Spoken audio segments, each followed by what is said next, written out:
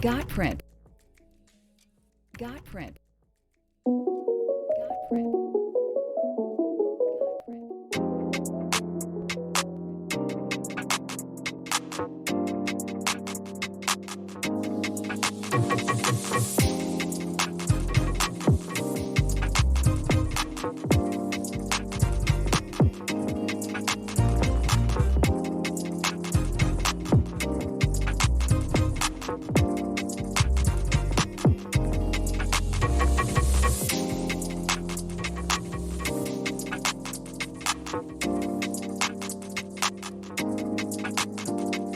Got print.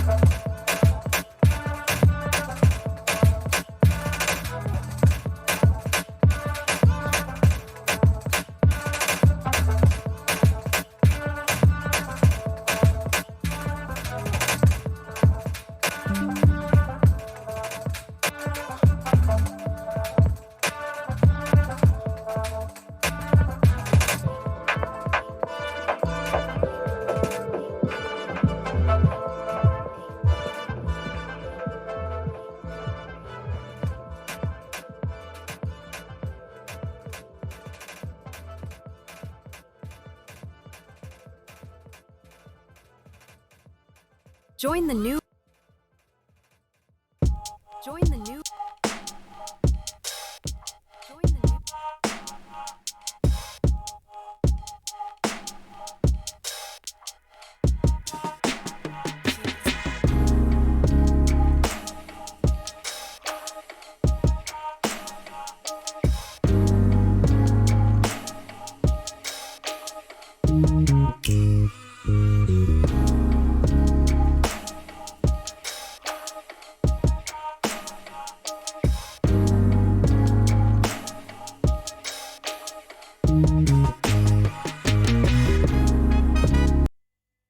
Hello, guys.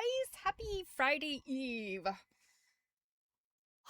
It is right on the edge of being just a little too hot here. Thank you, Druid. You know, we turned the air conditioning off for a few days, open the windows. It's creeping back up today. So, at least it's not quite as humid as it could be, I guess. I don't know. Summer's just not my jam, you know? You can only take off so many clothes. I always say, at least in the winter, you've got quilts to save you. So, I hope you guys have had a good week. I hope you're doing well. I have been busy, and not on anything fun necessarily. I have like a whole bunch of projects that I've been trying to knock out and making very slow progress, and somehow have added 2 more. So my summer went from being crazy busy to insane crazy busy. But, you know, this is what keeps us going. This is the reason why we get up in the morning. Trying to think if I have anything major to mention. Stitch and Glitch is this weekend. If you hang out with me and Jill, we will be on 2 p.m. Eastern time on Saturday on YouTube. And if you've never joined us over there, it's just a bunch of silliness and trying to stitch together. And sometimes we have pictures and show and tell type things. So it's just fun, and you never know. We might talk about quilts, we might not. Beyond that, I think, fingers crossed, the next month is pretty normal. I don't think we have any major changes. Warming up for Druid. Yeah, you know, that little cool off that we got, I want to say, so I've traveled between my house, my in-laws' house, and my mom's house over literally the past week. And yeah, I keep forgetting where I was, which day when stuff happened. But I feel like it cooled off for a little bit. We had like a bunch of rain, and then it cooled off. And then same thing again, which is always nice. You know, I don't mind rain if it leads to like a little cool off. The ones I hate is when it rains, and when the rain ends, it's just like swamp. I don't know if it's like that for you, Druid, but it is definitely like that here on the East Coast. So, yeah. High 90s next week. I haven't looked at next week for us. I just know it's sort of low 80s, I think, for the rest of the week for us, I think. And then, gosh, of course, July 4th will be here in like a week and a couple days. How did it get here? You know, I'm still thinking it's like January, if only, right? So today I just have a couple of short little things for you, and then we are going to start tackling chapter 10 of Patchwork, which is the 19th century. And there's a lot of pictures. So I think what I might do is try to get through as much text as possible. I did look up 2 quilts that I suspected the Victoria and Albert Museum had. One of them, we'll talk about it when we get there. One of them is not exactly the same quilt that's shown, or coverlet that's shown in the book, but I did find a picture of another one that, oh, it is fantastic, and I think it's so cool, and I think you guys will like it too. So, yeah. You know, the humidity, this is like, and I'm sure for probably most people in the country, unless you live in a really dry, arid, deserty place, it's not the heat, it's the humidity. It's what always gets you. A lot of times this time of the summer when it's swampy, and everything just feels sticky. I think to myself, I could do like high desert conditions because it's like dry, right? Even when it's really, really sweltering hot. So I don't know. I'd be complaining about that too. So what am I saying? Okay, so let's get into it. So first of all, I have not read the details yet. However, I grabbed my mail this morning. It came a little bit early today. Sometimes it's late, sometimes it's very early.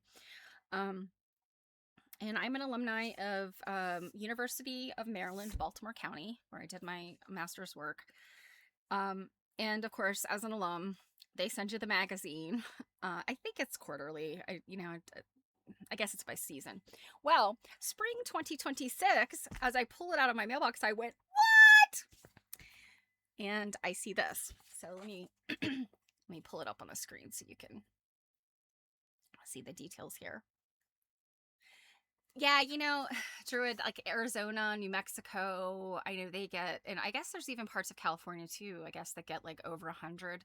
And that is also dangerous. And like, yeah, you can get dehydrated really fast. And I guess people die, going hiking out and stuff like that, or being outdoors, working outdoors.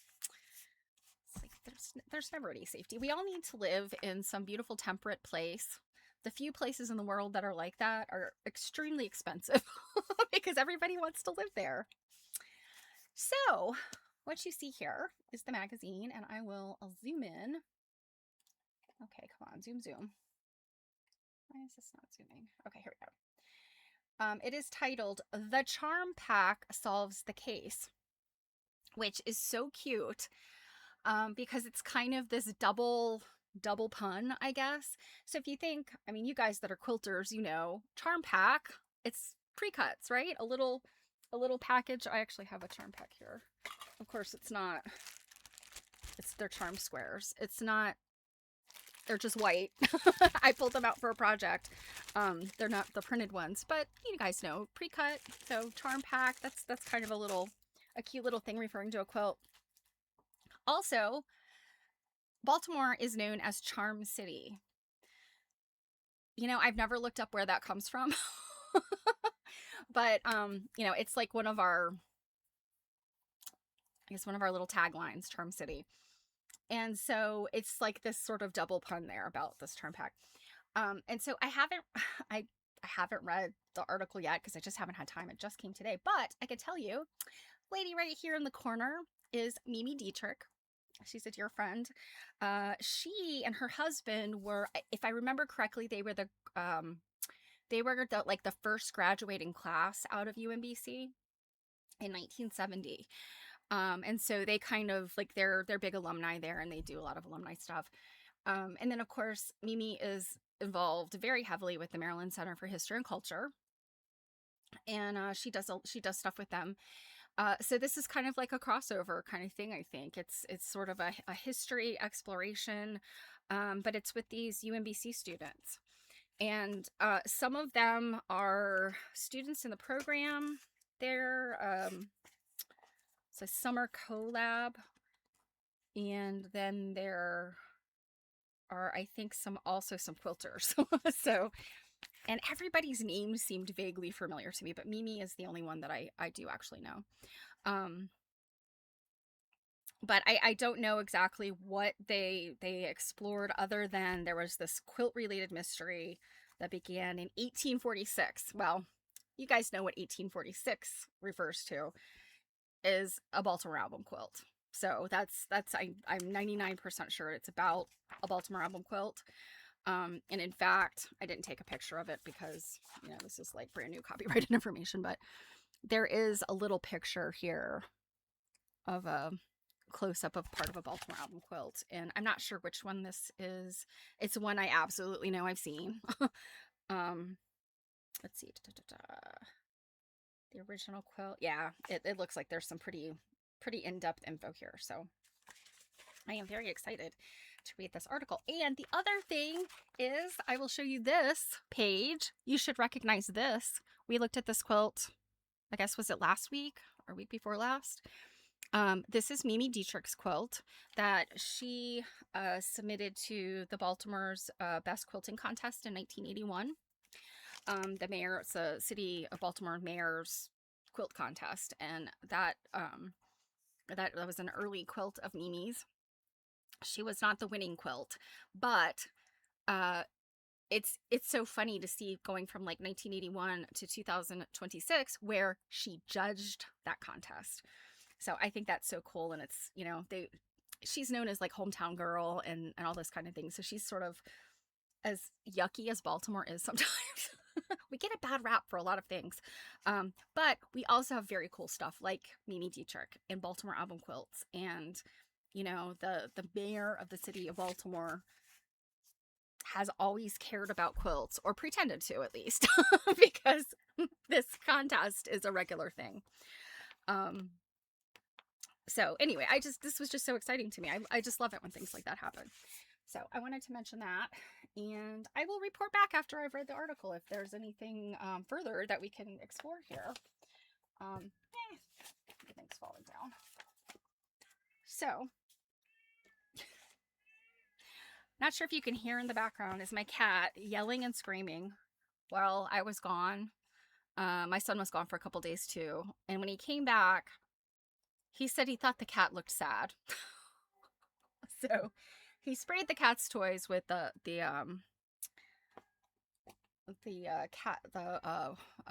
catnip spray. I don't know if you knew they had a bottle of liquid, and it's catnip.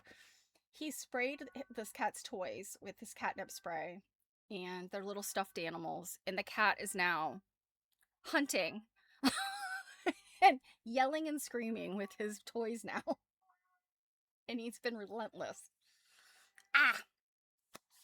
Okay. So, this, it's so funny when I sometimes think like there's like this synchronicity that happens. And maybe it's because the quilt world is only exactly, my cat is totally a meth head. I seriously, like, I have noise cancellation on my mic, so I'm guessing you can't hear him, but he's standing right on the other side of my screen just hollering. He's so ridiculous. He woke me up this morning at like 6:30 in the morning, which is early. He and my other cats start begging for food usually around 7:30, 8 o'clock. And I'm a night owl, so I'm usually up a little later in the morning. No, but this morning he was like, no, I'm not having any of that. Here's my stuffed fish. I'm going to give you this stuffed fish and you're going to feed me. So anyway, synchronicity.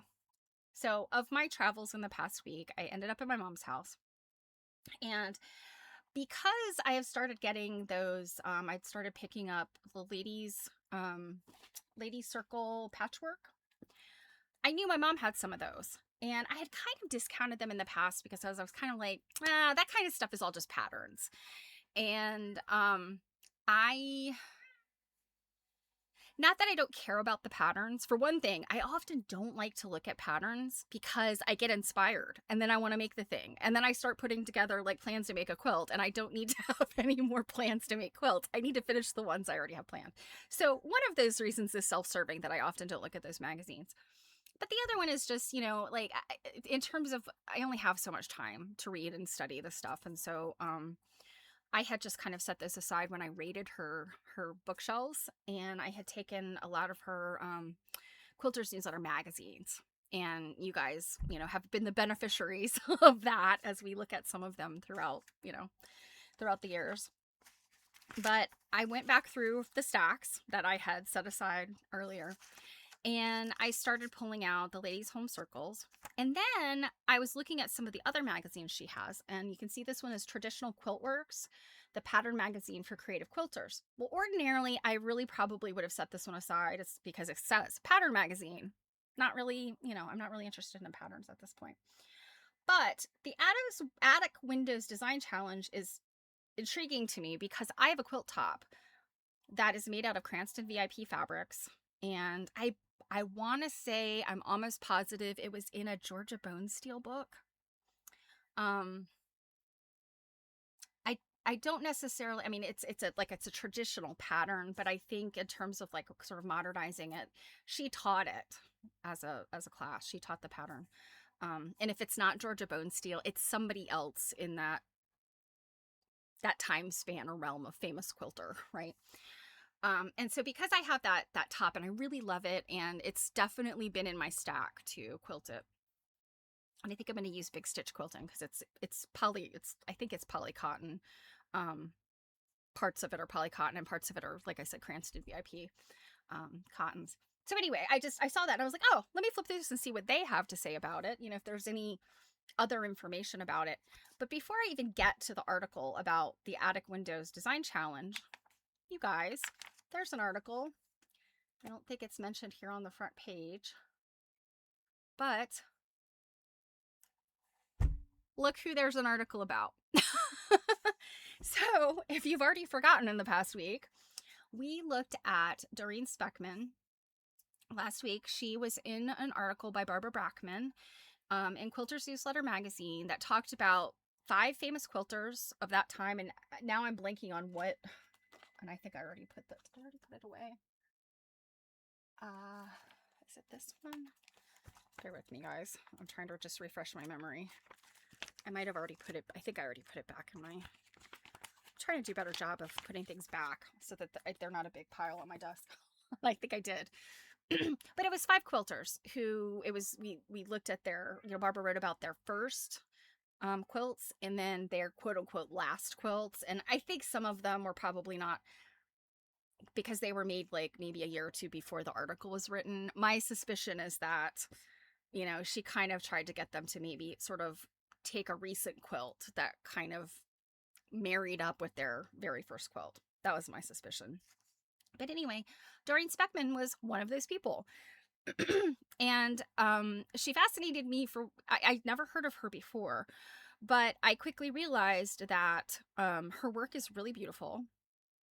And I think she was like a year older than my mother. So her daughter is about my age. And I just kind of felt this like, oh, she's one of those people that, was in that world when my mom was, very heavily involved in, quilt pattern design and quilting herself, etc. So I was like, we got to look at this article. I have not read it yet. I kind of glanced through it. What I can tell you, and I did not pull up the website. Let me pull up the website real quick so I'm quoting this correctly. So Doreen passed away very young. Here we go. So there's the website. So she passed away in 1999. She was only 49 years old. And, I wasn't sure. I was like, that's way too young to pass away. Obviously, again, I'm thinking like this lady's my mom's age, or was my mom's age. And, that, in 1999, I think my son was like 2 years old. I can't imagine losing my mom. And, of course I'm just sort of putting myself in her daughter's shoes. And, so when I got to my mom, at my mom's house and having found this, I asked my mom, I was like, did you know who Doreen Speckmann is? And she said, the name sounds familiar, but I'm not really sure. And so I said, Peaky and Spike were her triangle things that she taught. And that immediately jogged my mom's memory. And she's like, oh, yes. I'd heard of Peaky and Spike. I never took a class with her, but I do know, I could picture kind of what her work looked like. And yes, I do remember. It was very, very interesting. So, I said, do you have any idea what happened to her? And she's like, no, because I never took a class from her. I didn't really follow her. Well, as it turns out, and then when we talked about her last time, a few of you recognized her because of Peaky and Spike, but also that she was a quilter who taught classes on cruises. That was kind of like her jam, I guess. She got into this like, cruise ship circuit sort of teaching thing. And she was hooked up with some other quilters, and they would lead these cruises where you go cruising, you do all the cruise ship stuff, and then you take a break and quilt, which is very cool. I'd rather the quilting part than the cruise ship stuff, but the ports of call all sounded very interesting. Well, unfortunately, she suffered a massive heart attack when they were in Ireland. It sounds like it was like a trip to Ireland. It was like a quilting related trip. And she just had, I guess it was just maybe health problems she didn't know she had. And she suffered a massive heart attack. Now, there are several accounts that I don't know how accurate or apocryphal they are. Somebody's story was that, she was dancing and having a great time. And that was, the last thing she did. But others said something different. So I don't know. Who knows what's accurate? But I guess I have to say that as tragic as it is, and she was gone much too soon, it sounds like she went doing something she loved. And the truth is, we all are going to go someday. Immortality is not within our grasp at this point. And what better way to leave this earth but doing something that you love? And, if that's the last thing you do before you go, I say that you've lived a great life. So, 3 cheers for Doreen Speckmann. It sounds like she made the world a better place while she was here. Everything I've seen says that she was just this great personality. So I kind of have a note to myself. I'd really love to reach out to her daughter. She has not updated Doreen's website in a couple years. So I don't know if she has maybe younger children and, children still at home or, stuff like that. So, I know how life gets in the way if you're, it's not your business. She's just keeping the website up. But let's read this article. So I'm going to jump over to the next picture, which is one of her quilts. And I'll give you the details about this quilt after we read this page. So as you saw in the previous picture, it's Doreen Speckmann. Quilting is no problem. And the writer is John Kolosky. And this is from Traditional Quilt Works, pattern magazine for creative quilters. And it is the June-July 1990 issue. And here is what he says. I quilt to keep from getting upset over depressing world events, says Doreen Speckmann of Madison, Wisconsin. So stop right there. This is 1990. Depressing world events apparently have just always been there, right? Her casual attitude may at first distance serious quilters. However, her talents and skillful designs quickly bring them back. Doreen proves that quilting for personal use or for show can be fun. For her, quilting is no problem. Doreen came to quilting with a long history of craft making. I started crocheting in 2nd grade and knitting in 5th grade, she says. By the time she was in high school, her skills had grown to the point where she was selling sweaters for profit. So she was a talented lady when it comes to needlework of all kinds. Following graduation, Doreen attended the University of Wisconsin at Whitewater as a history major. Her career in quilt making started only 13 years ago. So at this point, it's 1990, so she started quilting in the late 70s, like many. So I guess doing the math, it would be 77. So she is, I would say, one of the bicentennial quilters. Doreen began quilting when she was pregnant with her daughter. I didn't want to start at all, she says. I even have an entire lecture on why. She considered making a quilt a multi-generational project that was begun by one generation and completed by another. She wanted something she could do and finish in her own lifetime. And remember back to the article we read by Barbara Bachman, and I'm blanking on who her co-author was in that article. I apologize to that person. I can't remember their name. But her first quilt was a quilt for her daughter. And, 77, again, doing the math, her daughter's a few years younger than me. And so we've seen the pictures of that quilt, and we've seen the pictures of her daughter, Megan, with that quilt. A perfectionist, Doreen says, I was just going to be the perfect parent and make this perfect baby the perfect quilt. I haven't had a lot of formal training, but I've learned a lot from books, she admits. I have to read directions over and over in order to learn how to do something. At one point, she was living in the same apartment complex as quilting teacher Gertrude Clearfield. I don't recognize her name, but she might be somebody that I've just not come across that was famous. Doreen took a class from her, but it was through neighborly visits that Doreen learned the most, and she now refers to Gertrude Clearfield as her quilting mentor. She has attended some formal quilting classes, but Doreen's attitude and methods have been largely self-taught. I've taken a few workshops, such as Michael James's color course. She says, I was always bucking the rules. Why do you have to do something only one way? I do have some personal preferences, but I don't push my choices onto other people. So she definitely was not a member of the quilt police. She sounds like one of those people who was like, you know what? If the goal is to get here, it doesn't matter how you get there, as long as you get there and you're happy with it, right? It sounds like that was her idea. So this particular piece that you're looking at here, it doesn't look like we have a size for that one. We do have a size for a couple of the other ones. This one is called Butter Churn, and it says it's one of her earlier quilts. It blends colors, shapes, and quilted textures for a gentle sense of movement. And although I think this is a composition of her own making, I would say, I mean, she's using pieces, that have they have a history as blocks, right? She's put them together in this very specific way. And as you look in here, I realize this is kind of blurry because it's an old magazine, but you can see these pieces that are like the peaky and the spike.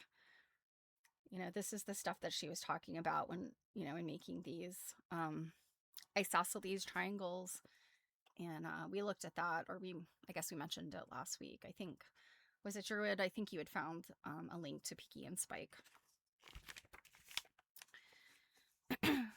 So it goes on to say, she machine pieces and hand quilts her work, saying, I would rather have my fingernails ripped out than to hand piece. I piece everything on the machine, and I don't see that changing. I prefer to hand quilt because for me, machine quilting is like wrestling an alligator. And she's absolutely right. And these are the years long before long arming.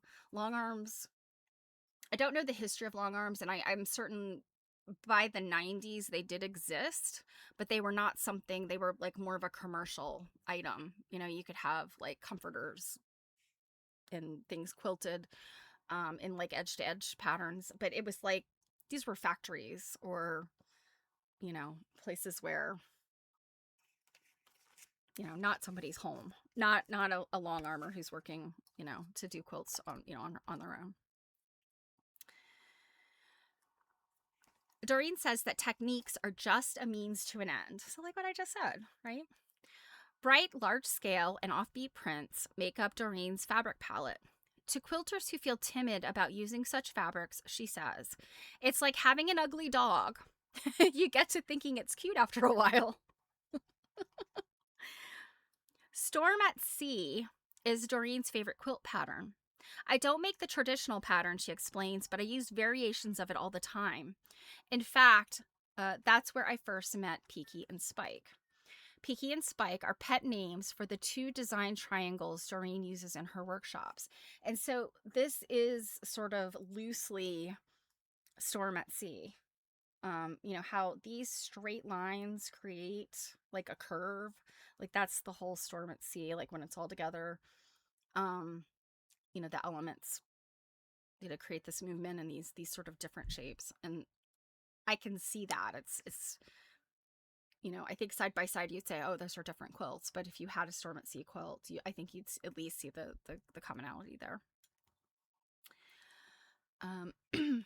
Doreen's classes offer students optional methods such as the use of rotary cutters, which were new-ish on the scene. I think they are essential in quilt making now, and there are times to use them. While she occasionally uses the rotary cutter, Doreen uses templates more. The templates she uses are actual size with seam lines included. All of Doreen's workshops have a common source. Her design work inspires much of her teaching. Of all of the classes I teach, my favorite is New Quilts from Grand Traditions, she says. That class is the root of all of my workshops. So the 2 quilts on this page. So this one, this says Doreen's creative block combinations give antipasto a sense of youthful energy and exuberance. And I don't know, I guess it's really just the photography. Some of these colors look almost shiny, but I think it's just the photography. I don't think it's that she's using anything other than cotton.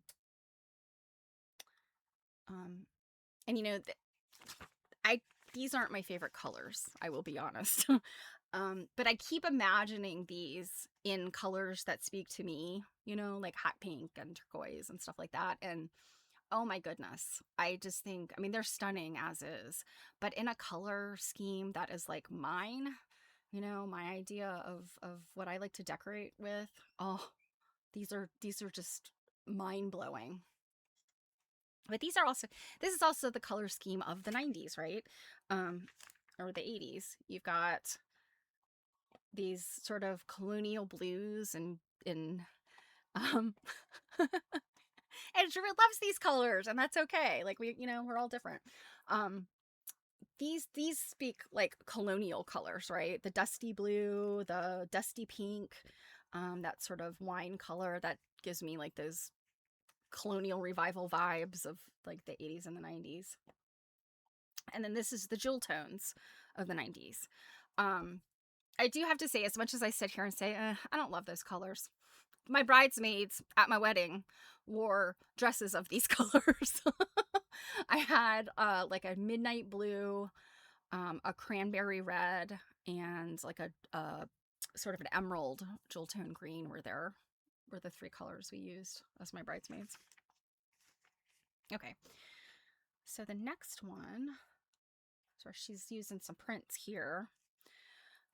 This one is called, so reds and greens make Doreen's 48-inch Christmas rose bloom into beauty on a year-round basis.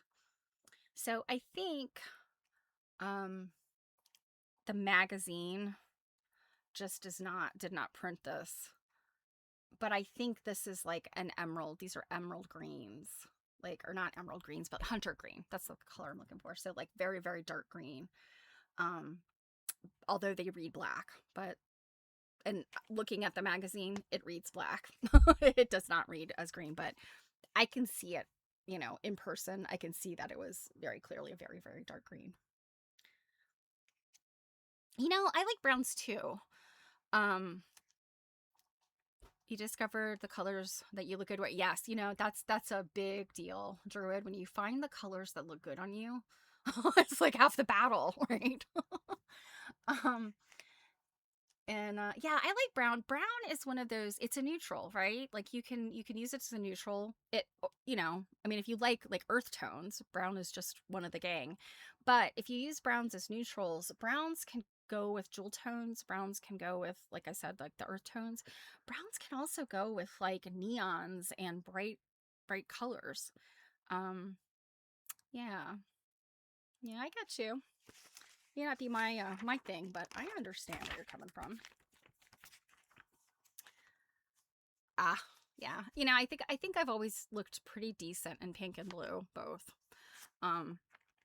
Some other colors, I just think like they wash me out. I look like very pale and sickly.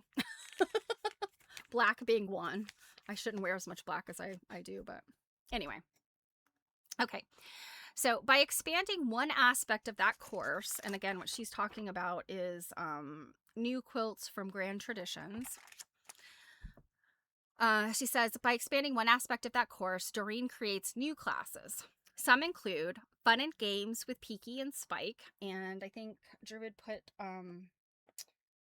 Yeah, Drew put that link in there up in the chat. So it's somebody else's blog, I think, but they talk about Peaky and Spike. So the Fun and Games with Peaky and Spike. This lecture concerns working with shapes created by cutting a 4-inch square of fabric into 3 triangular pieces. The square is cut diagonally from the upper left-hand corner to the midpoint of the base, and then cut from the upper right-hand corner to the midpoint of the base. So you guys can imagine, like, you know, it's, let's see, it's this one. So, you know, when taking a square, you're corner to mid, and then you end up, and I realize, well, this one's the better one, corner to mid, and then, you know, you have those 3 pieces out of one square.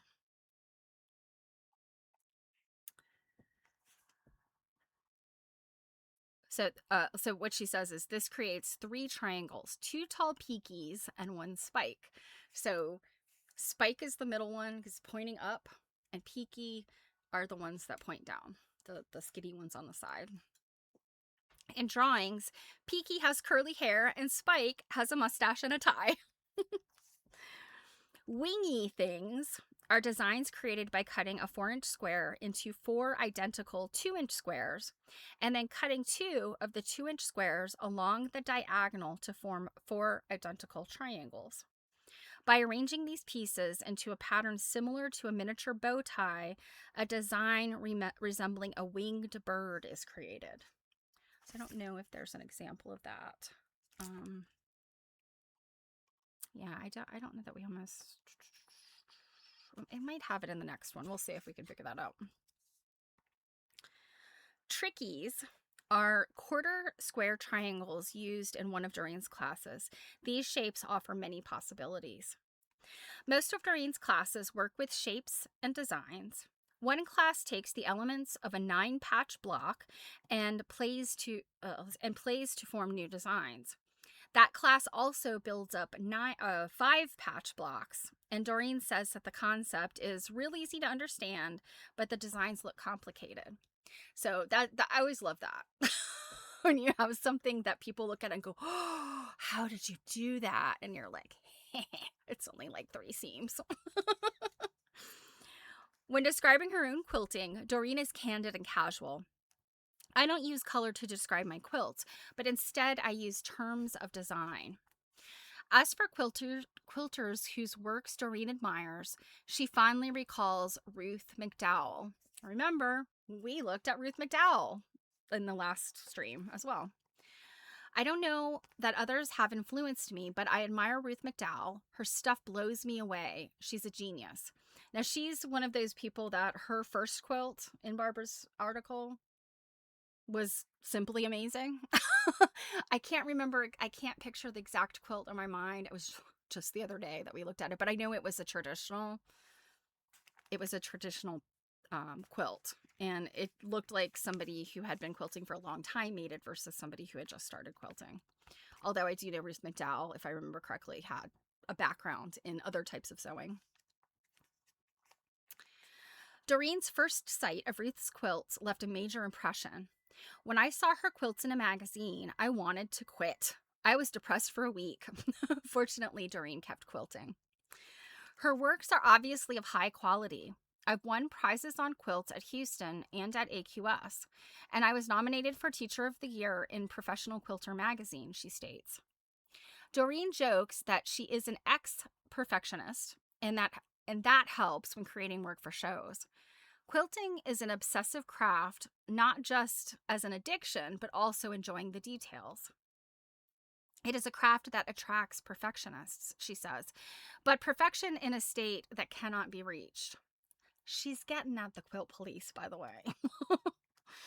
Doreen feels that the perfectionism helps those entering judged shows because most judges are themselves perfectionists. So it's all well and good when it's judged, but when you're not entering a contest, being judged is no darn fun. So go away, quilt police. Doreen doesn't do strip piecing or applique, but what she does, she enjoys very much. I like working with divisions of a right triangle, but I'm also thrilled with what others do, she notes.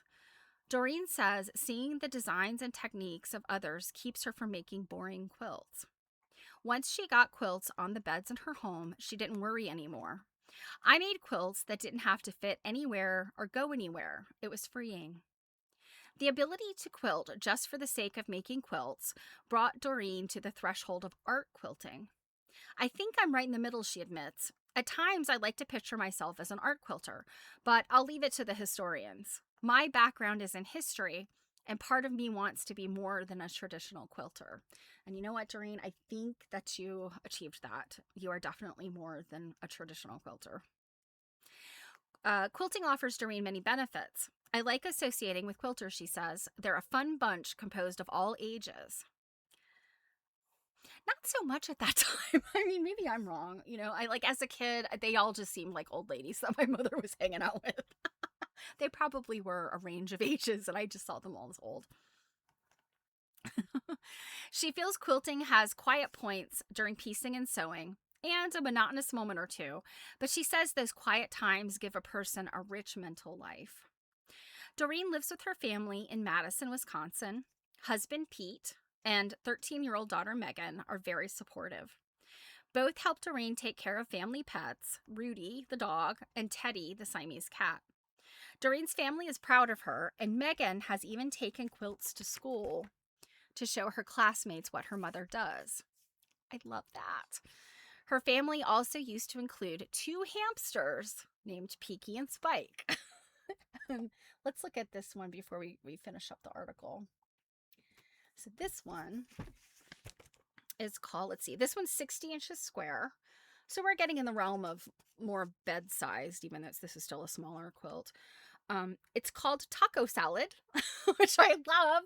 Like, yeah, I get it. Vividly creates colorful, almost 3D images. So yeah, like, yeah, I can see this. It's got the colors of a taco salad. I love that. Doreen's quilting future looks bright. Sadly, she only had 9 more years, unfortunately. Among her many teaching engagements, she will embark on January 13th, 1991, on a 7-day quilting cruise where she will teach with Faye Anderson, Joe Cunningham, whose name you should know, Gwen Marsden, another person that taken from us much too soon, Judy Dales, Judy Warren, and Blanche Young. Those names all are familiar to me, but I couldn't place them. So Joe Cunningham and Gwen Marsden being the ones that I really recognize. Ports of call, so this is January 1991. Ports of call will include Antigua, St. Thomas, and the Bahamas. Ah! Those are good ports of call. Combined with quilting, I would like that, just not the cruise part.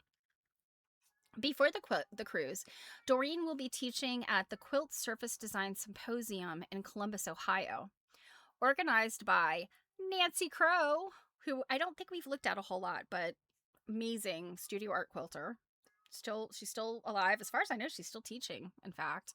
Maybe. But yes, lifelong amazing quilter. And Linda Fowler.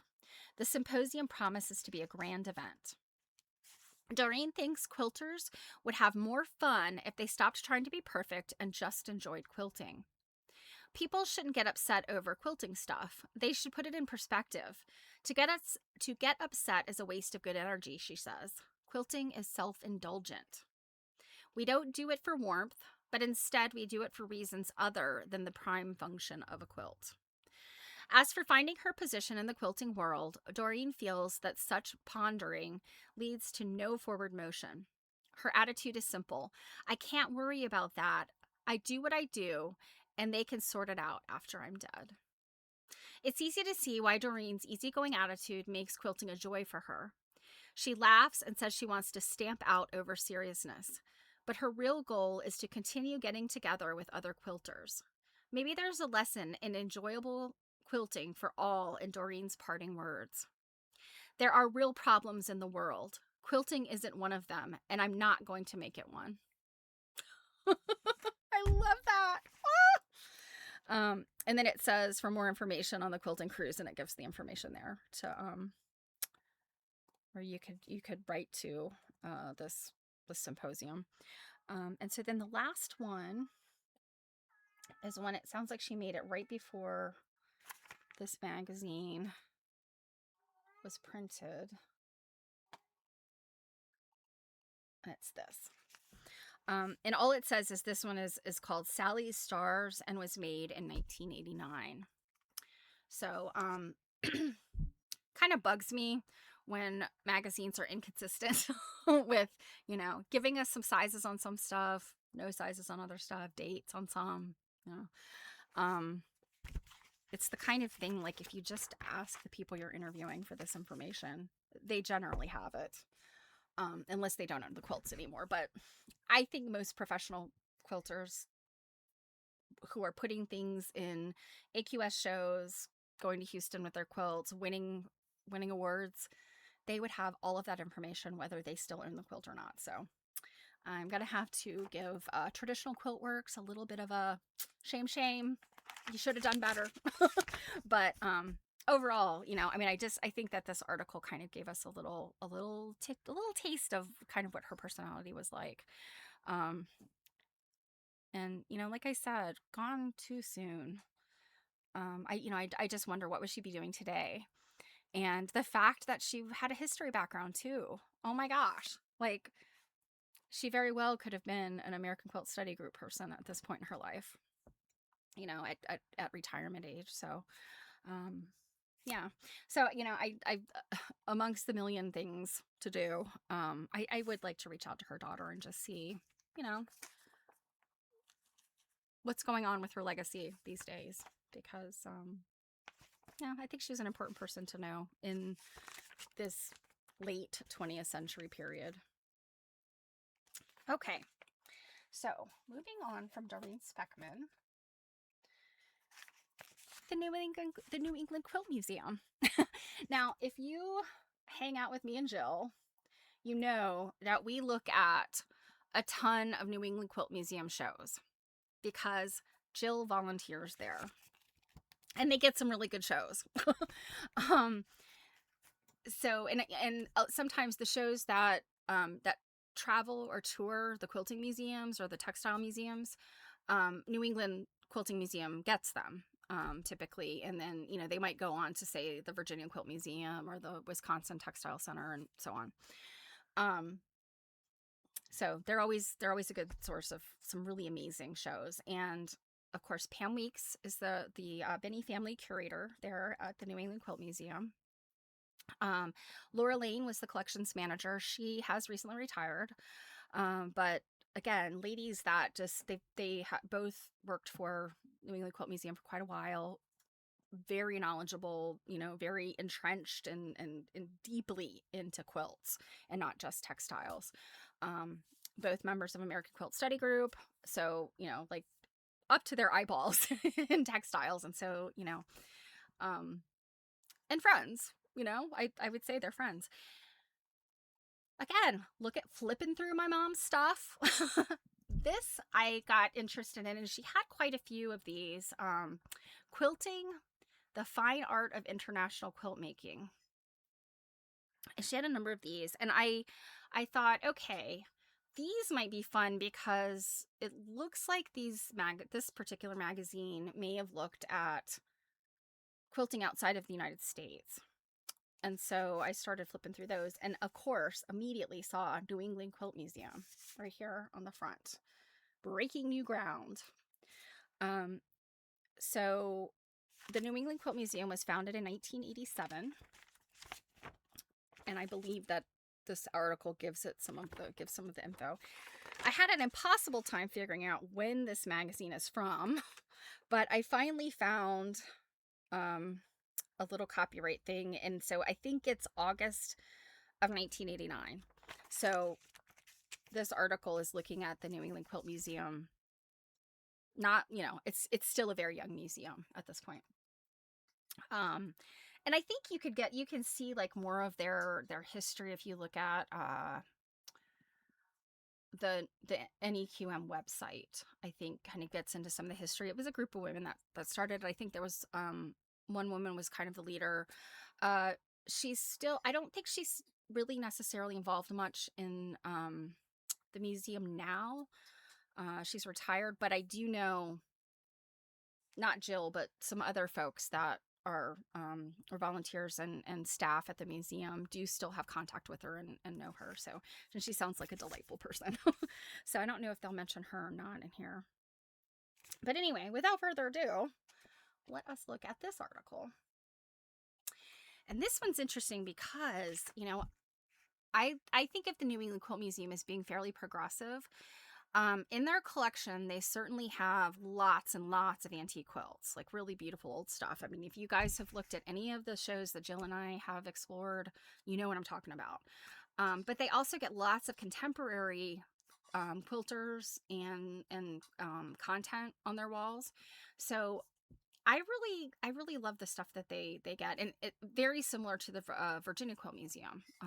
Really wide range of, you know, periods and time and subject matter in their exhibits. So this one starts off.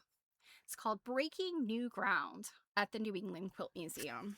And let me see who wrote this. Must be a staff writer because I do not see an attribution to the writer. That makes me crazy too. Okay, so Breaking New Ground at the New England Quilt Museum. Across the brick courtyard from the Lowell, Massachusetts State and National Historic Parks visitor lies a small but ambitious museum. And literally, you guys, back in May, I literally walked right through that courtyard that they're talking about. And Jill walks through it every week when she's going to work or, you know, to volunteer. The New England Quilt Museum, founded in 1987 with the fundraising assistance and support of the New England Quilters Guild, the museum has continuously presented the best in traditional quilting with Breaking New Ground. I'm sorry, the best in traditional quilting. With Breaking New Ground, their first juried contemporary quilt exhibit, the New England Quilt Museum has culled 39 of the most spectacular art pieces from over 300 entries. So 1989, 300 art quilt entries. Rhonda Cohen, curator of the show and a well-known contemporary quilt artist herself, calls this New England's first comprehensive contemporary show with winners from Alaska to Texas and Canada to California. The show reflects recent art trends, especially breaking the bonds of two-dimensionality. And so you see this. This says it's called High Fantastical by Deborah Epstein Brand. So Deborah Epstein Brand of Rego Park, New York, which is Queens. And best I can tell, because again, old magazine, not the greatest resolution. This looks like it was probably some hand-dyed or painted fabrics, I think. Seems like it. Maybe embroidery. It's really hard to tell.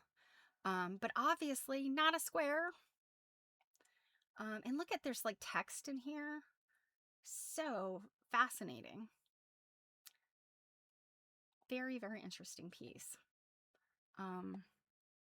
Obviously we don't have the placard to you know, see what this quilt was about, but I don't know. There's something royalty related. I mean, is this Queen Elizabeth the First? I don't know. She's got sort of a Queen Elizabeth hairdo and, you know, maybe clothing. This person's got a scepter. I mean, is this person like her lady in waiting, or is she another royal person? I don't know. And then there's this little person here. So very interesting. I wish I could learn more about it. I'll have to do some research. This one, also very cool. This one surprised me, the title of it, and I'm sure there is an extensive story about this, but the title of it is number 2 of Incest series, Terror Quilt, by Carol Ann Barrett of Cambridge, Massachusetts. So, you know, it's got, you know, all of this imagery, lots and lots of what looks like tiny writing in here. Valence, is it like surveillance? I don't know. Tribeca, You know, that's in New York, but she's from Massachusetts, so I don't know. You can't quite see what some of these things spell out. This down here looks like some type of like a handkerchief or a bandana or something. It says taxi, and then New York City something or another here. Shells. There's shells sewn to it. Looks like there could be maybe some I don't know. I don't know. Let's see. Druid says valence is a conceptual root derived from the French word veiller, meaning to watch. While rarely used as a standalone word, it serves as the base for various modern observation concepts, most notably surveillance, which means watching from above. Ooh, interesting. I learned something new today. I didn't know that valence is a root word of surveillance. Fascinating. So yeah, I don't know what this quilt means, but I bet it's possibly somewhere in here. We just can't see it well enough. Look at this. This looks like some kind of beaded fringe. Very, very interesting. All these little figures. No, very interesting. So there's people here. This looks like there might be some kind of story here. Reminds me of Susan, and I'm never sure if I'm saying her name right. It's Susan Shy. She has these very dense, like, lots of applied found objects, beads, buttons, shells,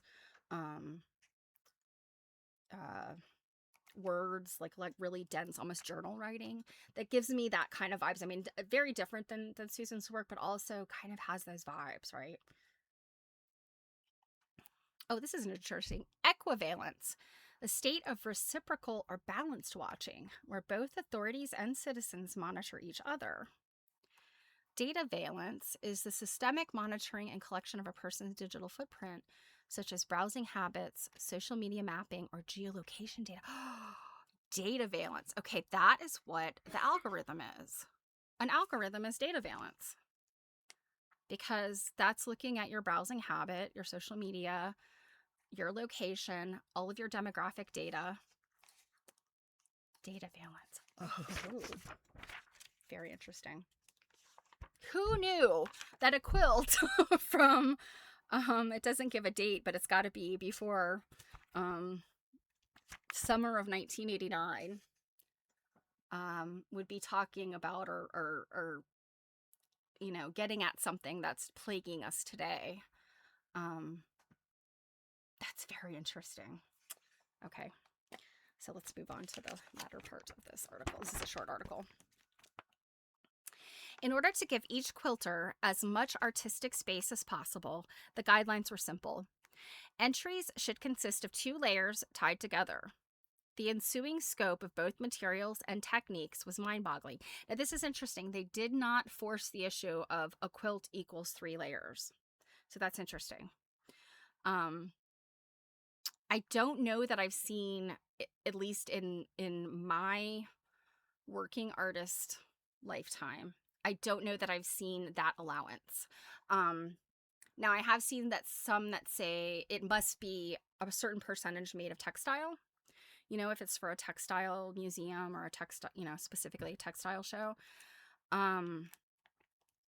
But, of a quilt show, it seems like they almost always push the idea of it's got to have a top, a middle, and a bottom. So that's interesting. When you get into this art quilting world, I guess the rules change a little bit, or at least they did back then. Okay, so 2 layers tied together. The ensuing scope of both materials and techniques was mind-boggling. From cotton to plastic to paper, from machine knit blocks to Xerox transfer of photographs onto fabric to beading, each artist stretched the definition of quilting to its limit and perhaps even past. In some cases, the artist began with the traditional form of the block and then constructed a harmonious concert while breaking the boundaries of the block. In other pieces, a seemingly random configuration becomes a whole. High Fantastical by Deborah Epstein Brand shows a trio of ethereal Elizabethan, a trio of Elizabethan figures highly decorated with lace, beads, and other trims. At the bottom of the piece is a quote from Shakespeare's Twelfth Night. Ah, okay, that's where that's from. Desert Flight Wind Quilt series, which we haven't looked at yet. That is this. Desert Flight Wind Quilt series by Trudell Gifford is constructed from machine knit diamonds, some with feathers worked into them. The diamonds are then suspended from each other with strings, giving the piece an amazing fluidity. So this speaks to the form of a quilt, but it isn't really a quilt necessarily by like the traditional definition of a quilt. So this is where, you know, studio art quilters are really playing with these ideas and really pushing boundaries. Of course, all art reflects the artist's feelings, and very few pieces displayed in this show fail to communicate those emotions. Whether it was a personal or political statement, these quilts demonstrated the strong viewpoints of their creators. She Doesn't Know If She's Coming or Going by B.W. Watler let's see, let me jump back to that one. That's this one. Depicts a woman's body suspended in space, floating into nowhere, giving the viewer a strong sense of indecision. Number 2 of Incest Stories, Terror Quilt by Carol Ann Barrett, makes a tremendous impact with strong use of color, figures, and written words worked into the piece. The New England Quilt Museum has indeed broken new ground with this show. Indeed, the response has been so positive that the museum will be planning other contemporary shows for the future, as well as continuing their dedication to traditional quilting. It is well worth the visit to Lowell to see this fine museum. And I agree with that even today. It is a fine museum. So this is interesting.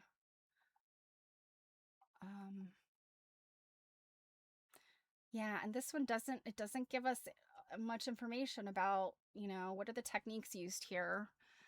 Is this applique? Is this piecing? Is this like,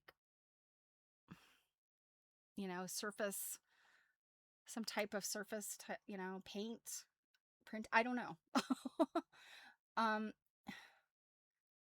mean, it looks like it honestly could be maybe thread painting or, you know, some type of embroidery maybe. I'm not sure because this looks very dense here. It's not a real piece of fabric though because of the way it's, I don't think.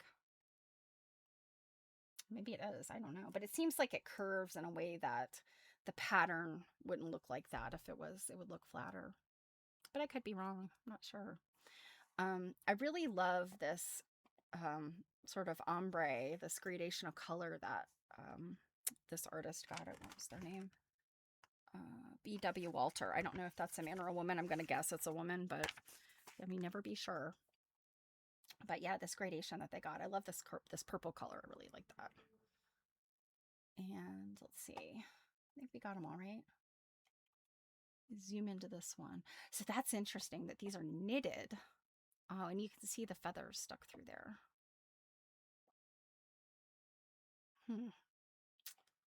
Very cool.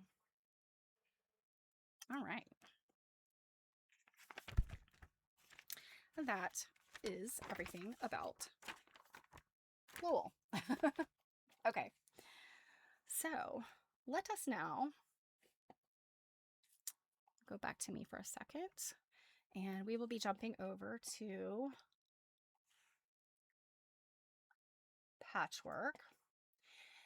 Now, as I said, this chapter 10, is the 19th century. It is a very long chapter, but a lot of it is pictures. And I feel like some of these are definitely 100% without a doubt going to be at the Victoria and Albert Museum. So what I thought we could do is let's get through the reading. Let's do the reading and maybe not focus as much on the pictures. And then we'll come back to the pictures. And I'll see if I can find as many of them as I can find at the V&A, and then we can try and look at them. So I'll just kind of skip through. Now, I did find for one of these something similar. So let's first of all just look at what we've got. First of all, so as a reminder, we are reading Patchwork by Aver Colby, published in 1958, and she's a British author, quilter, collector, teacher, writer, and she was like, the Carrie Hall / Ruth Finley / Ruby McKim / all of those writers and people. She was the British equivalent of that group of women. And we also have Mavis Fitz Randolph and Elizabeth Haig. They were the three of the big names in the UK. So what we have here, we see polychrome cottons, block printed between 1800 and 1815. I can only imagine how stunning these probably are in color.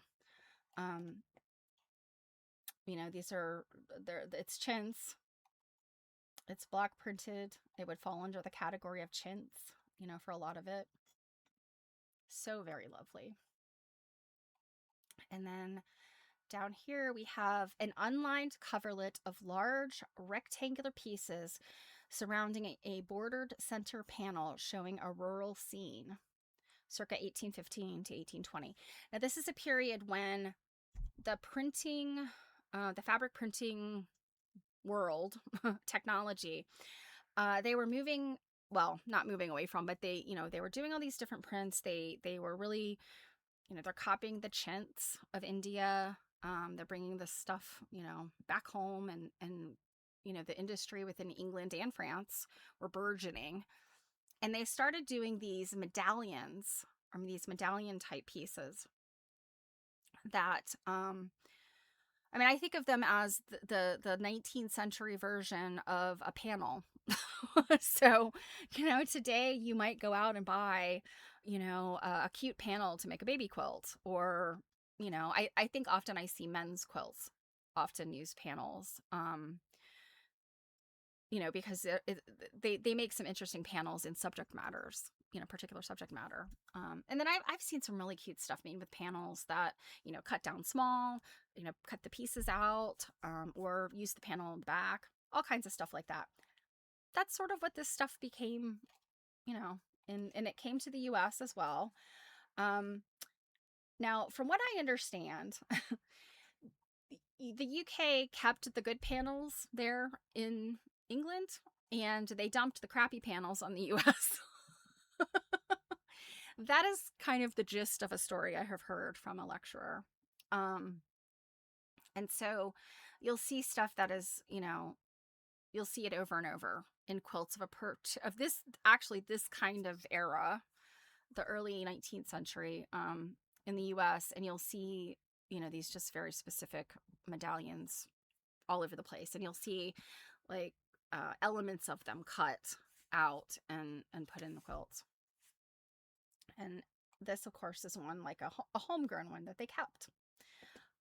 It looks really interesting. It appears to be some type of little scene in the border. And then it's kind of hard to tell, but there looks like there's a lot of botanical stuff here in this very center. I do have a cool color picture to show you in a bit. Okay. So this, detail of a valance in the Brereton bed hangings of block printed cottons in coffin hexagons. So take your hexie and it's stretched out, and so then you get these oval shaped floral things, sort of, and you see how fussy cut. Got these little flowers fussy cut, and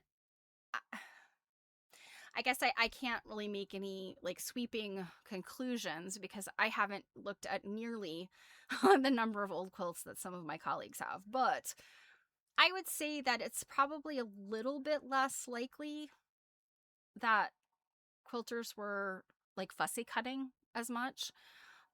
Certainly somebody who was wealthier or maybe had more access to more fabric, they could, they could do this. But, perhaps somebody that, didn't have an unlimited amount of the fabric or access, might just cut things out and try to maximize the use of the fabric. So, I don't, I just feel like we see much more fussy cutting today. It's more of a thing today, but certainly it was being done. And, what is the date on this? 1801. So 1801, they were fussy cutting. Okay, this one is interesting. You've got this is just the corner of a quilt, and there's this one of those chintz medallions there. And this says, part of the coverlet made by Jane Cassandra and Mrs. Austen, that being, I believe, Jane Austen, of polychrome block prints on a spotted white cotton ground. So probably, and that's 1811. Jane Austen, I think it would probably be pretty easy to find this. My bet is it's not at the V&A. My bet is that one is somewhere in Bath at the Jane Austen, some Jane Austen thing. There's a Jane Austen museum there. Okay. Now these two, we will absolutely track them down because I want to see these in color. I want to see, we did look at this one when we saw, she'd referenced it earlier in the book, and I think we did end up kind of looking at it, I think, or at least one similar to it, because I remember these hearts. And this one, I just love that idea of you're starting with this kind of small medallion and you just border it and border it and border it and border it. And you just do all these things in the borders, like just piece like crazy in the borders. I like that. I think that type of quilt, that type of piecing appeals to, or layout appeals to me more than, say, like your standard, like grid kind of layout. Medallions really, or borders and medallions really speak to me. So this one is a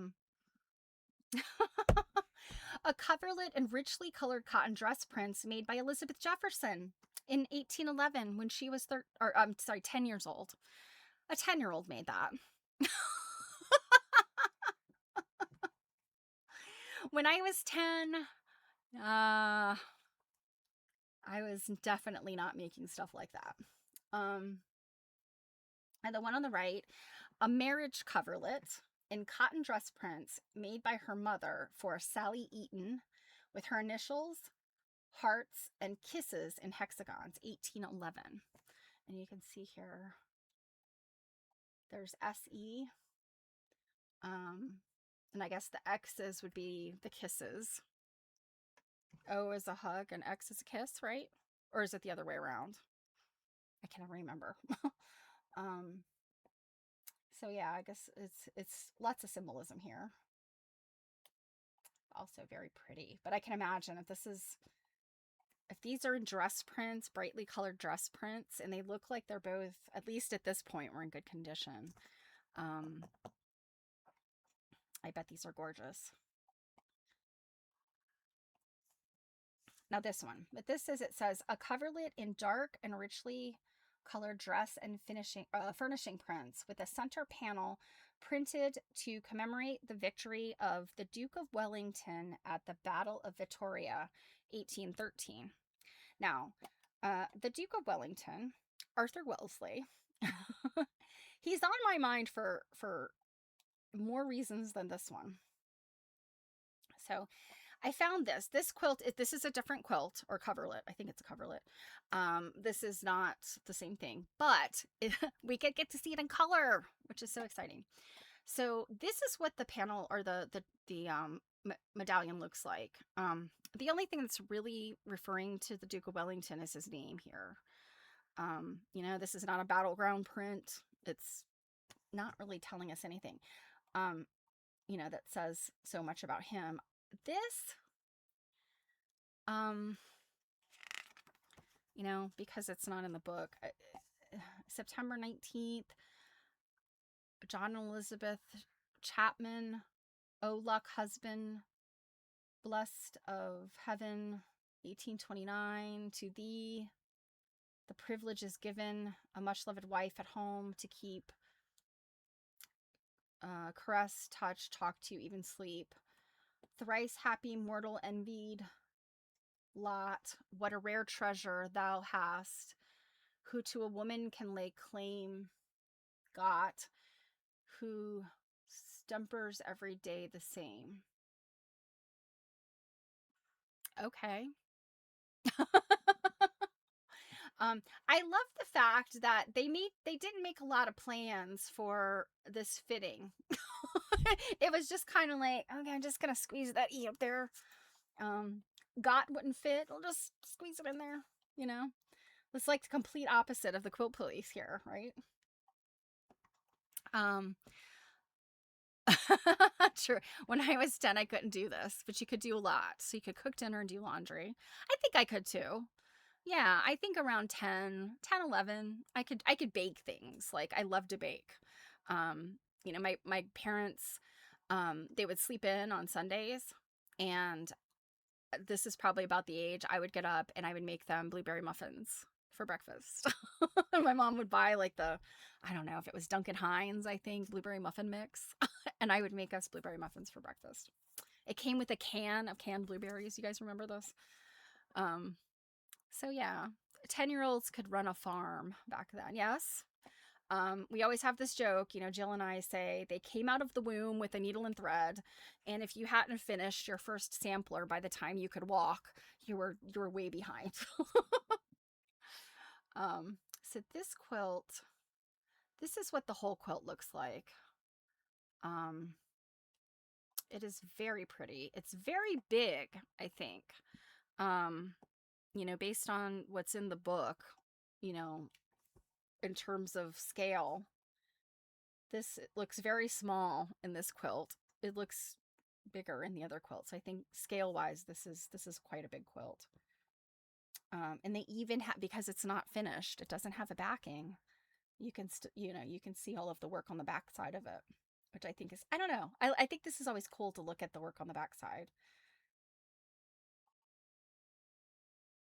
But yeah. So here's the other interesting thing about the Duke of Wellington. I'll just digress for one moment.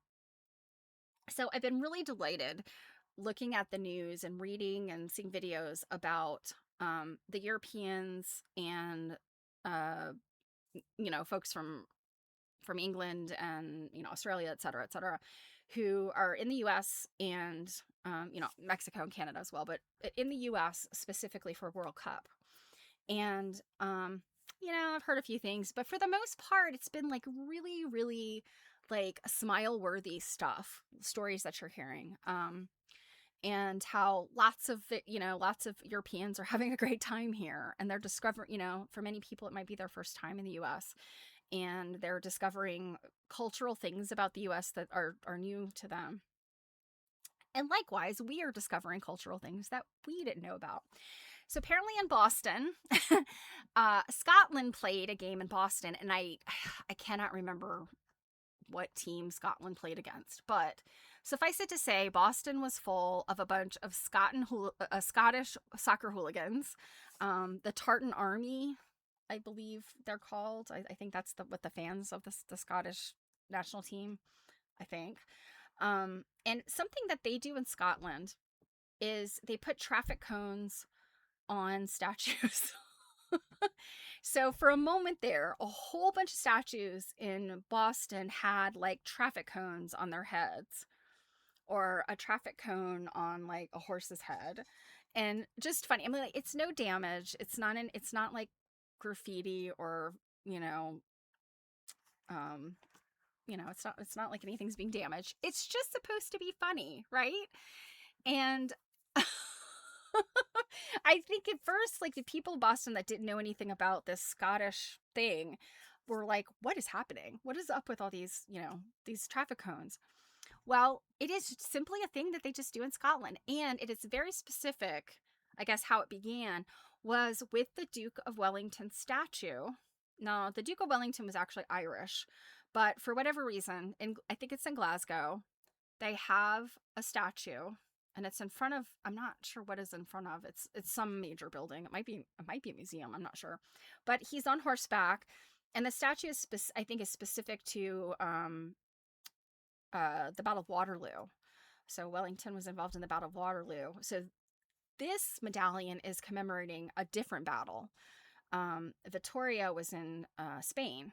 So Arthur Wellesley, the Duke of Wellington, was a majorly decorated military person of his time. So anyway, the Scots, I think they said it started like maybe in the 80s, and just some, rowdy late night pub goers, and they thought it'd be funny to put the cones on the statue. And apparently, the city workers or whoever would, take the take the traffic cones, and within days they'd be back. So it's kind of just a thing, they let it happen. It's just a Scottish thing. So I just thought that was so cute and delightful, and it's this like silly little pop culture things, I think, that we kind of come together about. I've heard a whole bunch of crazy stories about like Europeans eating at a Golden Corral, which I'm like, oh dear goodness, like if you guys like that, I've got many, many much better restaurants for you. But they were delighted by this, wild, buffet of food, I guess. And Australians or New Zealanders in the South getting boiled peanuts and like that blowing their minds, and just, things that are very American, I guess, that we kind of take for granted, that they just simply don't have outside the US. And, this discovery is just so interesting. It's just, I don't know, it's heartwarming. Okay. So the one quilt that is sort of in the middle of this chapter, which we have not started yet, I love it so. And by the way, let me read you something about the Duke of Wellington. And I kind of think that Beef Wellington is named after him. And I don't know what like the story is. I'm guessing it was something that was served to him, maybe, and it just, or maybe it was, I don't know. So it says that Wellington always rose early. He couldn't bear to lie awake in bed, even if the army was not on the march. Even when he returned to civilian life after 1815, he slept in a camp bed, reflecting his lack of regard for creature comforts. General Miguel Ricardo de Alava complained that Wellington said so often that the army could march at daybreak and dine on cold meat that he began to dread those two phrases. While on campaign, he seldom ate anything between breakfast and dinner. During the retreat to Portugal in 1811, he subsisted on cold meat and bread, to the despair of his staff who dined with him. He was, however, renowned for the quality of the wine that he drank and served, often drinking a bottle with his dinner. Not a great quality by the standards of his day. Let's see, where is this one thing that I thought was so funny? I've lost it. Where did it go? There was something about him with a chicken leg. Oh, now I'm not going to be able to find it. So this is the Wikipedia for the first Duke of Wellington. Is very, very, very long.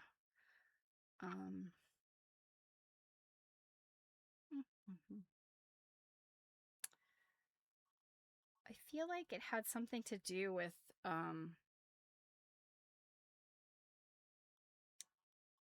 the defeat of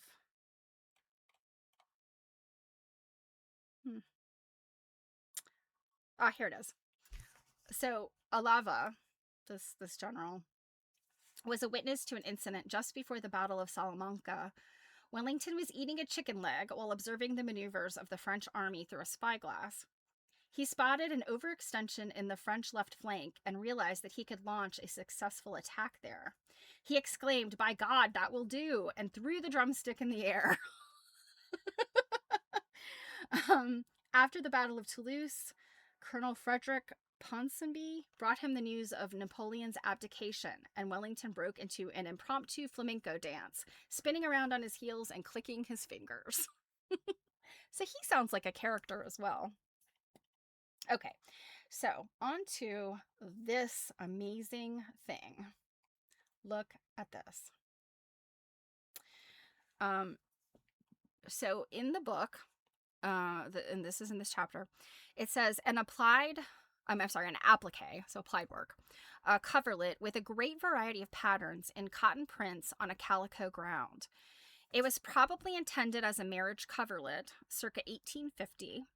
The two female figures in the center, which right here, were clearly copied from Hiram Power's celebrated Greek slave statue shown at the Great Exhibition of 1851. So, I think it's so interesting that that's clearly obvious. And look at this. You've got hands. The maker has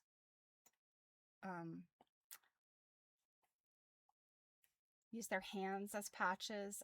There's just like all kinds of animals and birds. All this cool stuff in here. Look, a sock, a pipe, scissors, the things of every day. An anchor, a basket, a pitcher, a glass, little houses. Oh, so much cool stuff. And all cut out of these patterned fabrics, right? And on top of that, we've got a chintz medallion right in the center. So this quilt is just sublime. And look, another sock. I guess this is a shoe. Another anchor. Look at these tiny squirrels. Oh my goodness, look at that. This is fabulous. Absolutely fabulous. And then look at this border. Look what they've done here. So they've cut, and okay, so it doesn't look like they've cut anything. It looks like they created the border, and then this could be dog tooth. This could be dog tooth border, or it just could be triangles that they have appliqued on. They're clearly appliqued. But they have done them in such a way that the stripes and the border then create this, like, reminds me of like a picket fence, right? So striking. What an amazing piece. Oh, and by the way, look, whales. I'm pretty sure these are whales. I mean, come on, this is awesome. You guys know I love these more is more quilts. And the fact that this is made out of all of these different prints versus solids just makes this all the better for me. Look, this is an old person with a cane, kind of hunched over a little bit. Then there's this little, we assume a little child. And then these, are these little, what are they? Are they children? They got these short little, probably not. These are probably some type of, man in like some type of frock coat or something, a coat that comes down longer. Where did I just see another person? I'm not sure what this shape is. I feel like it might be, is it a bird maybe standing on some kind, I don't know. I could look at this all day long. It just brings me such joy.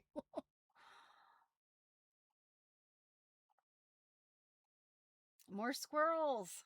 Oh my goodness. Oh, I love it. I love it so much. All right. So,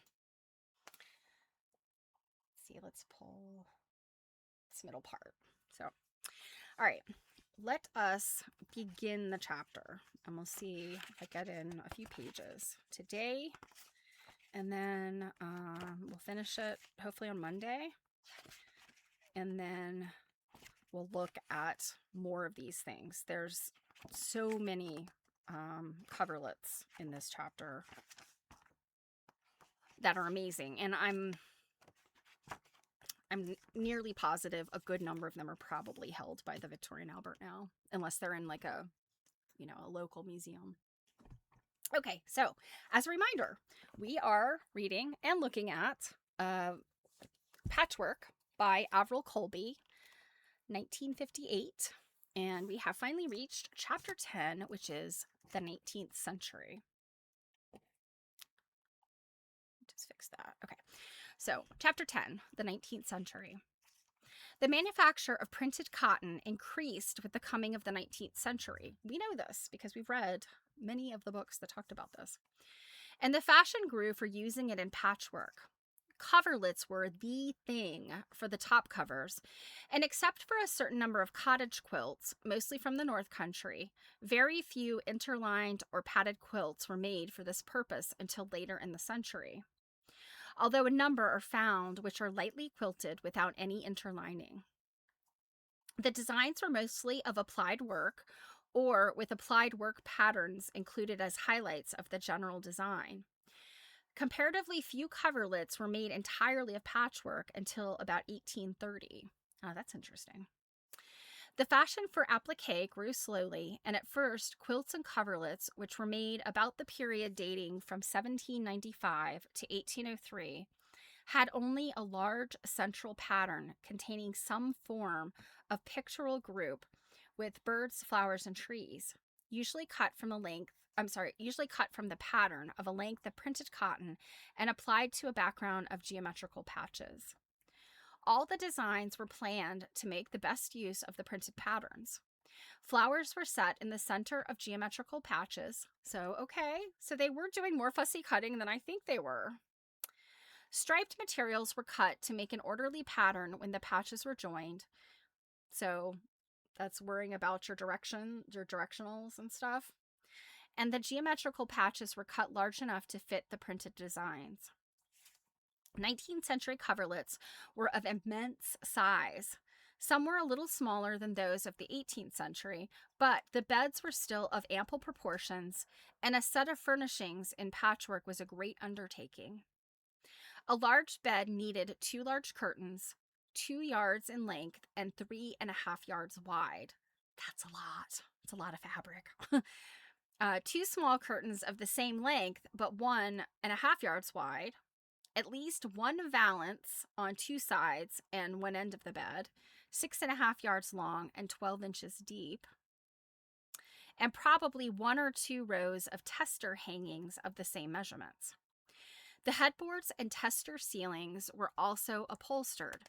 In several cases, this was done in patchwork, and the crown of the work was, of course, the coverlet, which could measure anything from 3 to 4 yards square. A fully upholstered bed of patchwork, except for the coverlet, is shown in the Strangers' Hall, Norwich, and on the making of it hangs a true and romantic story. In 1782, Anna Margaretta Lloyd of Cardiganshire married her cousin, but it happened, married her cousin John Brereton of Brinton Hall in Norfolk. Their first baby died, but in 1786, a second boy arrived, and he became the idol of his mother's heart. In April 1800, while at school, he fell ill with a low fever from which he died, leaving his parents brokenhearted. For nearly a year, his mother refused to be comforted, but at length she was noticed to be designing patterns from pieces of material and joining them together. Gradually, she became absorbed in her work and slowly forgot her sorrow in making the patchwork furnishings for her bed. By the time she had completed the work, she was entirely restored to health. A small part of the valance is illustrated, which I think we've already seen. I think we saw it last. Oh, no, it's this one that we looked at. Yeah, it's this one that we looked at with the elongated this. So this is the valance in the Brereton bed. So this would have been made by a mother grieving her child. And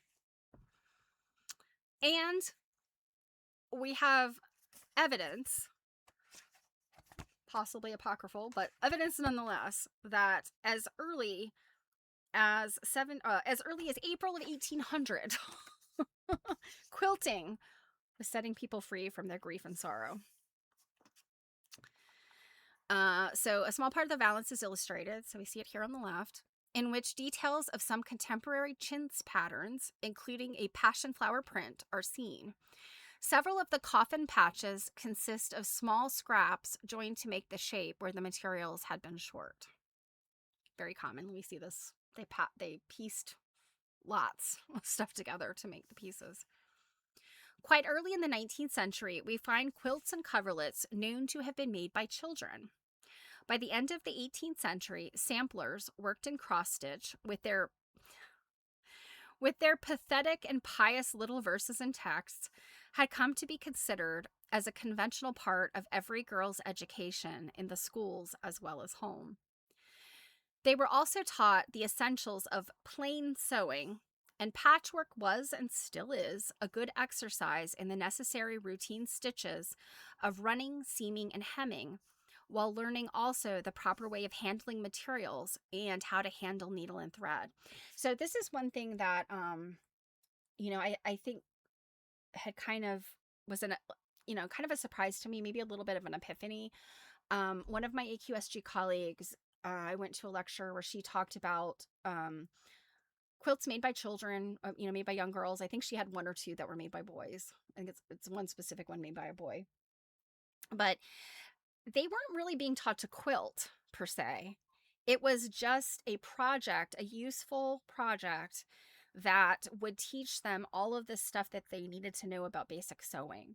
So, fitting pieces together, because if you're going to make a garment, garments are just as difficult, if not more difficult, than quilting, and piecing and applique. So if you can, do some kind of complex stuff with a quilt, you can definitely piece an arm sigh, right? Get a the shoulder and the hole where your arm goes through. That's a tricky part of a garment, and so on. So, and you be able to learn how to handle a needle and thimble, which is also kind of a learned technique. So it really wasn't about, in theory, you could just give a child some fabric and needle and thread and say, figure this out and practice. But instead they were practical about it, and they said, okay, you're going to practice and it's going to end up being a quilt in the end. So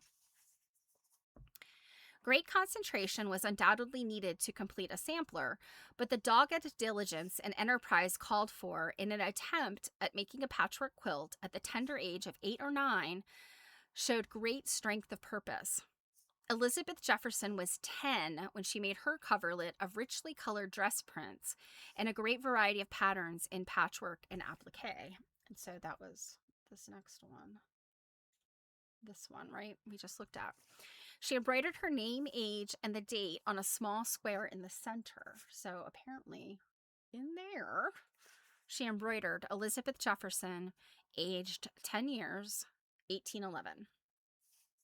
And her purpose for the future showed no less enterprise, as she clearly intended this as her marriage coverlet and included hearts among the patterns. Okay, 10 years old and she's already thinking about getting married. Another achievement on the same scale, but about 30 years later, was that of Jeanette Maudesley. Maudesley? Her last name is spelled Maudesley.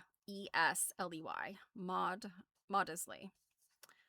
I don't know why that's hard to say. So Jeanette Maudesley, who lived in a gaunt old Yorkshire farmhouse, the only girl in a family of 8 children. Oh my word. 7 brothers. Can you imagine? By the time she was 11, she had completed a patchwork coverlet measuring 10 feet square. 3 years later, in 1846, she died at the age of 14, 6 months after her mother. And her father took the coverlet, which she had used on her bed, signed and dated Jeanette Maudsley, 1843, and folded it away in memory of his daughter. And so that's obviously why it lasted. I don't know that we have a picture of this because she does not have a reference to an illustration or a plate. Smaller things, such as cushion covers and pin cushions, were made by children, and some velvet antimacassars and diamond patches, made from ball gowns of the landed gentry, which did not wear out for over 100 years, were the work of a girl of 10, apprenticed to a dressmaker in 1837. So if you're not familiar, an antimacassar and I always hear them referenced in the later parts of the century, sort of like that high Victorian like floofiness of ruffly stuff and lace and stuff. So they're just a thing that goes like on the back of the couch or the chair, right where your head goes, and then also sometimes on the arms of the chair. And the macassar refers to hair oil. So an anti-macassar is something that's essentially protecting the upholstery, which would have been expensive and hard to clean or replace. You've just got some kind of like doily or some little doodad that is soaking up the hair oil. So that is where anti-macassar comes from.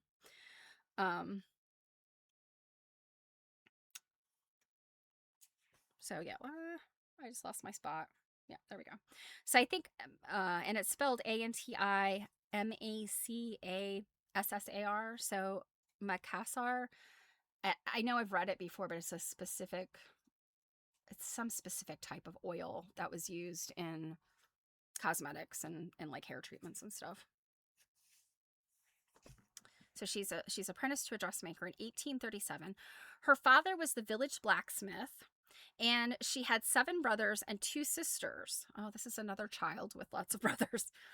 And a mother of Huguenot descent, who was small, vivacious, and most thrifty, never wasting a pin, whose virtues were inherited by her daughter. Much patchwork was done in the dames' schools. Simple rosette patterns, or the windmill or cotton reel, seem to have been the most popular. An unfinished coverlet began about 1840 in a Yorkshire village school is typical of many made throughout the century. A center of honeycomb patches is clearly the work of the teacher. The surrounding rosettes of colored dress prints in a calico ground are sewn with long stitches, short stitches, clean white stitches, and shady white stitches. Some are small and even, and some look like a row of broken palings, producing a strong conviction that the small boys had been included in the sewing class. Oh my goodness, that's so funny. So the dirty thread was no doubt the children, the little boys. Okay. Drew, it's got some details. So an antimacassar is a small protective cloth placed over the backs or arms of chairs and sofas to prevent the upholstery from being soiled by hair oils. Origin and history. The problem. In the Victorian and Edwardian eras, most commonly used macassar oil, a popular hair unguent, which easily transferred from hair and stained furniture. So yeah, I guess it's that like really wet looking hairdo that these men had. I guess it's good that we probably only have paintings of them and not actual photographs, because they probably look like they have very dirty hair. If it's like really greasy.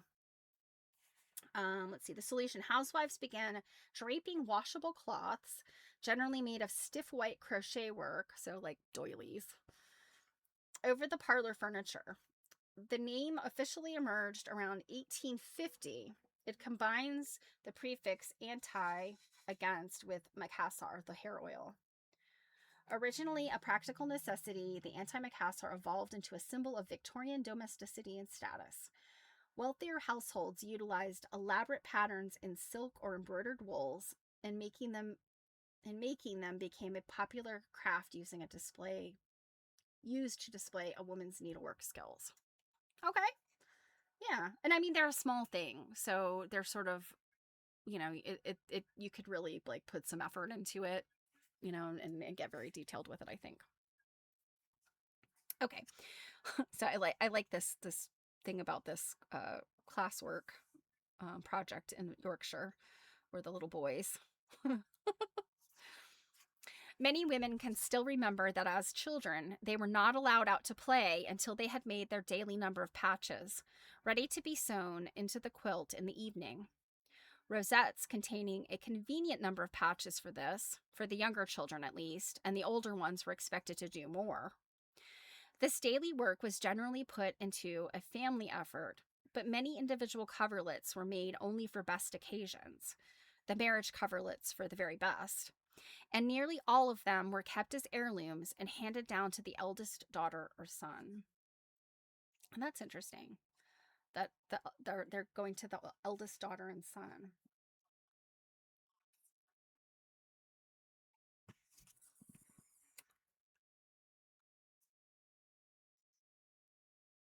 Oh, it's interesting.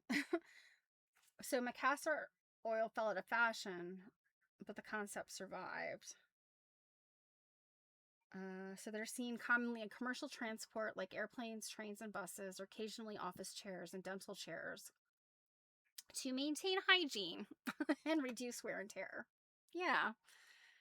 Yeah. I like the idea that even though I know airplanes never wash anything, that's terrible. I shouldn't say things like that, but nobody is going through the plane and like stripping off those little headrest covers and putting new ones on when you board the plane. That's not happening. Um, but it's nice to think that it could. You know, if somebody had really greasy, gross, nasty hair, it would just be left on that little cover and not on the seat itself. Have you guys ever ridden like on a train or public transportation and sat and then looked at the window and it's like so greasy you can't see through it because somebody with like a bunch of product in their hair like leaned against it and like fell asleep or something? That always grosses me out. And I mean, again, it's just some type of hair product, but nonetheless, it just blah. Okay, so these coverlets are handed down to the eldest daughter or son. Sometimes they are bequeathed to the member of the family in each generation bearing the same Christian name as the maker. That is interesting. So, to the Marys, Elizabeths, or Alices, and so on of a family. I feel like some of the other things we've read, specifically, I want to say it was the book that we were reading. I don't think there was anything in Sandra Sider's book, but the other book the Amy Newell book that we read earlier this year over in Quilt Nerding, it kind of talked about that, about a particular maker making a quilt or like willing a quilt to the grandchild that was named after her, or grandchildren that were named after her. I think it might have been a situation where a number of the girls were named after her within her, you know, her children's families. Some of them, as the Levens Hall quilt, have never left the house in which they were made. Others have been across the world and back. 2 of them to Australia and New Zealand, and nearly all those which are not in museums have been inherited by descendants of the makers. Arabella Watkins coverlet. What an interesting last name. Gwatki. So Watkin with a G on the front of it. And her first name is Arabella. It has been handed down for 6 generations. Now remember, this is 1959. Jane Austen's still belongs to one of her descendants. I would say by now it does not. A Yorkshire heirloom has a letter which goes with it, written on the 12th of November, 1908. And it reads, "Dear Faith, I wanted dear G, parents' things kept in the family." Okay, I wanted dear grandparents. I think that's what they mean. So G, parents, grandparents. I wanted dear G, grandparents' things kept in the family. Grandmother's quilt to pass to Eva when you have done with it. Tell her our grandmother patched it before she was married. She was 26 when she married. a wife over 50 years, and she has been in heaven 46 years. So it must be nearly, if not quite, 100 years old. And there is no patchwork like it nowadays. Okay, this is 1909. I'm sorry, 1908. And she's saying they just don't make them like they used to. So funny. Some of the octagons are in 3 pieces to form the pattern. One is done wrong way around. It was a young man's planning, and the linen is very fine. I know you will value it. Your affectionate cousin, Maggie Headlands. So that's very sweet. The octagons are in fact hexagons, and the quilt now belongs to Faith's grandniece. The young man's planning is a design with an applique center of the floral patterns typical of the early 1800s, surrounded with hexagon borders and finished with a dog's tooth edge. So, yeah, that again brings me back to, where'd it go?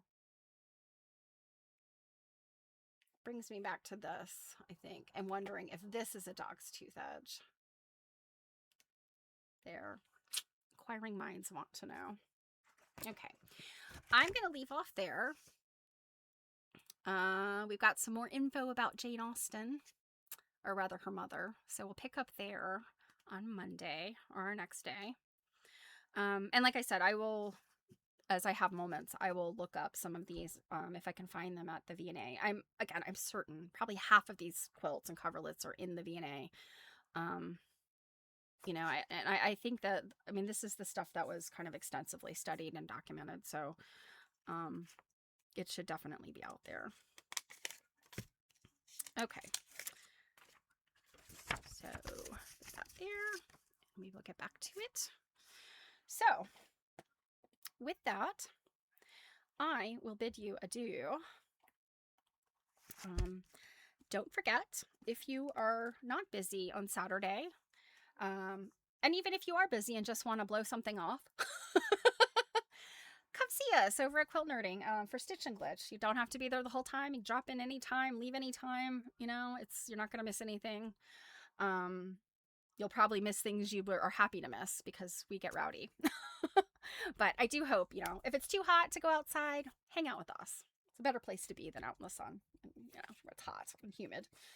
But if I don't see you this weekend, I will see you on Monday. And I hope you have a relaxing and cool weekend. Fingers crossed that we don't have some hideous heat. So I will see you guys soon. Bye. Mwah.